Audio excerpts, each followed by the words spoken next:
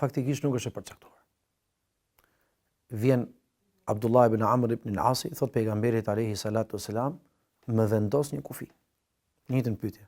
Domethënë me i bë hat me Kur'anit, me lexu nga fillimi deri në fund, një herë në muaj. Thotë unë jam i ri, thot, kam fuqi më shumë. Një herë 20 ditë. Kam fuqi më shumë, një herë në 10 ditë. Gjithë Kur'anin për 10 ditë. Po unë kam mundësi më shumë. Thotë në 7 ditë. Unë kam mundësi më shumë në 3 ditë. Thotë unë kam mundësi më shumë, thotë ja. Jo më pak se 3 ditë. La yafqahu al-Qur'ana liman qara'ahu fi aqall min 3. Nuk e kupton më Kur'anin ai personi i cili e këndon në më pak se 3 ditë. Që do thotë, pejgamberi alayhi salatu wasalam i la kufirin 3 ditë. Pse 3 ditë? Sepse thotë nuk e kupton Kur'anin ai që e këndon të gjithin Kur'an, domethënë tërsinë e vet në më pak se 3 ditë. Nuk ka mundësi kur që njeriu, sipas profetit sallallahu alaihi wasallam, se domethënë rregullat nga pejgamberi alayhi salatu wasalam i marrim, nëse do ta këndosh Kur'anin gjithin për 24 orë, e këndohet ajo, mirë, po çfarë? Nuk mediton. Nuk arrin të kuptosh ajetet. Pra nuk është thjesht këndim, duhet të meditosh në të. Po ta shikojmë me vëmendje, pejgamberi alayhi salatu wasalam është tregu tolerant dhe i mëshirshëm me umetin e tij. Një prej sahabeve të shuar që kishte mundësi të këndonte Kur'anin në më pak se 3 ditë, i tha këndoj një herë në muaj.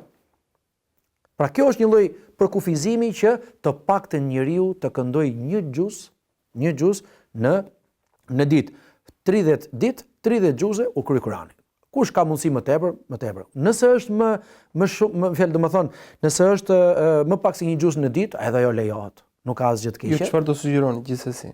Unë do të sugjeroj që njeriu sot i cili është i ngarkuar faktikisht, jo të gjithë njerëzit, lexojnë nga një xhuz apo nga 2 xhuze në ditë, janë të ngarkuar me punët e tyre, janë të ngarkuar me aktivitete të ndryshme, po ashtu edhe me problemet e familjare, problemet e rritjes së fëmijëve, kohët kanë ndryshuar, domethënë nuk është aq e thjeshtë koha si ka qenë më parë, të paktën të përqendrohen në ato sure, në ato ajete të cilat kanë kuptime të mëdha dhe është njësoj sikur ke kënduar domethënë gjysmën e Kuranit apo si 1/3 e Kuranit ose ndoshta gjithë Kuranin. Këndoj Fatihan vazhdimisht. Këndoj ajetin Kursi vazhdimisht. Këndoj surën Qul huwallahu ahad vazhdimisht. Në hadith që transmeton Buhariu thot pejgamberi alayhi salatu wassalam e ya'jizu ahadukum an yaqra'a bi thuluthi al-Qur'ani fi laylatin, a ka të pamundur ndonjëri për ju të këndoj Kur'anin 1/3 e tij, pra 1/3 e Kur'anit brenda natës, 1/3 e Kur'anit brenda natës i bën 10 xhuze brenda natës, po flasim për ditën, po flasim për natën, ndërkohë që Abdullah ibn Amr ibn al-As ja kishte ndalu. Atëre, me të drejtë e pyesin sahabët pejgamberin alayhi salatu wasalam, ja Rasulullah, wa ayyuna yutiqu dhalika? O i dërguari i Allahut, cili prej nesh arrin ta zbatoj këtë 10 xhuze brenda natës, do të thotë që ti do lexosh 200 faqe Kur'an, që do të thotë ti do flesh 3 ose 4 orë, nuk flet dot më shumë, sepse do çohesh, do marrësh abdes, mund të falësh në një namaz, do kënosh Kur'an me një fjalë. Atëherë profeti sallallahu alajhi wasallam po fton që ti lexo Kur'an dhe të nesërmen mos u ço me shkon në punë, sepse ke lexuar Kur'anin. Ja.